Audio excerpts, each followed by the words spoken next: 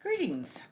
Today we're going to look at Chapter 6 and range names and some different 1 and 2 variable data tables, as well as more what-if analysis tools.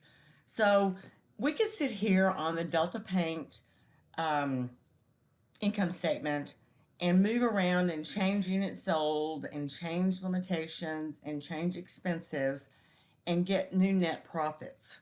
But that takes a lot of time and we don't have it saved. So we're going to do variables on these data tables and look at the data as if we had changed the units sold or the wages or the amount of raw materials consumed. So the first thing we want to look at are range names. So if you highlight cells A and B on row 18, we want to name the range in cell B18, total production cost. Well, it's already typed in there for us. So we can simply go to formulas, create from selection, the left column, and then cell B18, notice, becomes total production cost. We want to do the same thing for gross profit. Formulas, create from selection, left column. Now, the next thing it wants you to do is calculate the net profit. This is simply the gross profit, which is now named gross profit. Notice I just started typing, minus total production cost. I just started typing. Now, if you'll notice, it makes this net profit calculation make more sense when we can see the names of the ranges instead of just using cell addresses. So it's a good idea to name your ranges, especially in these large spreadsheets. Now, the next thing we want to do is our one variable data. We're going to differ production. So we're going to be looking at the differences in the net profit between the number of gallons that we produce. The maximum capacity is 200, and we need to fill this column from 10 to 200 by increments of 10. So we go to fill, series, columns, step value is going to be 10, and the stop value is going to be 200. So it fills it in for us. The next thing we want are the values and the calculation that is going to be used to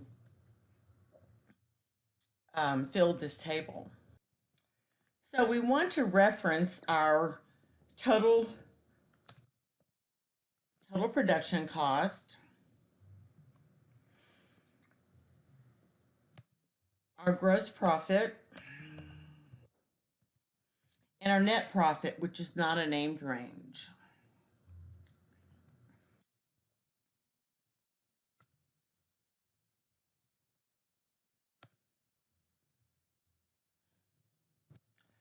So to complete our table, we're going to highlight the table, and our input cell is going to be units sold because we're varying the units sold in order to recalculate these various values.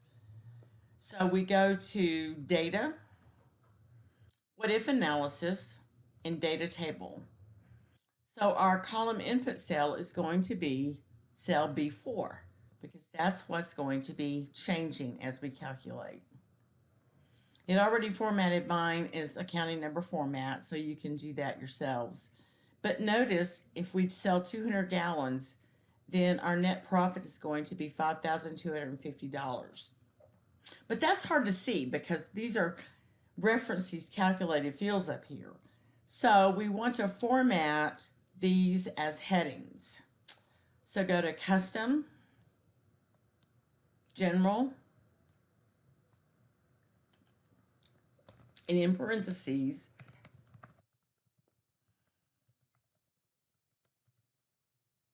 now you can see that this is the production cost This is the gross profit.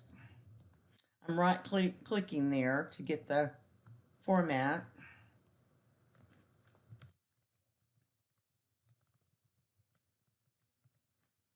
And then do the same for the net profit.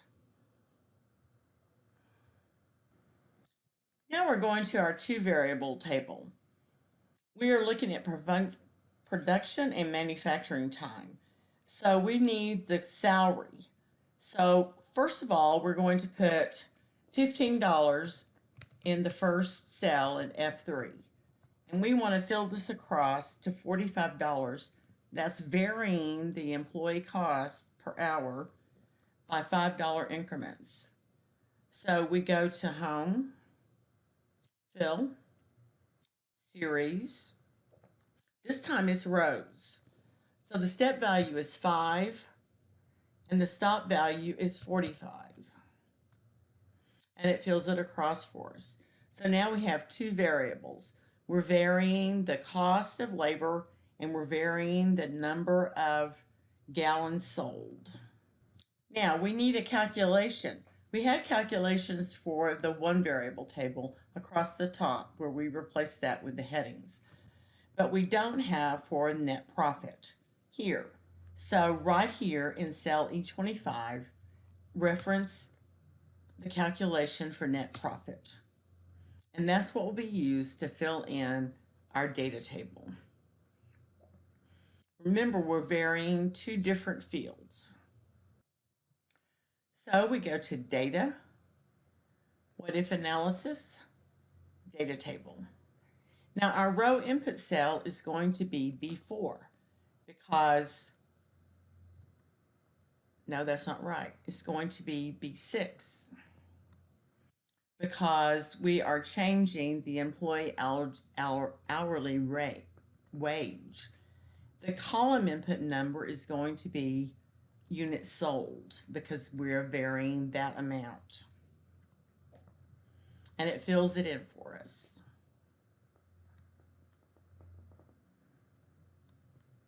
And then we'll change this to read wages. But we needed that formula so that it knew what to calculate.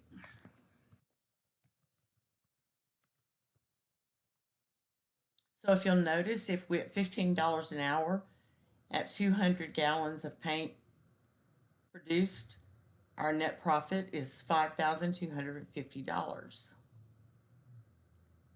And if you'll notice up here, using the same parameters but only one variance, we got the same amount. But now in the two variable table, we can look at what it would do to us if we gave raises.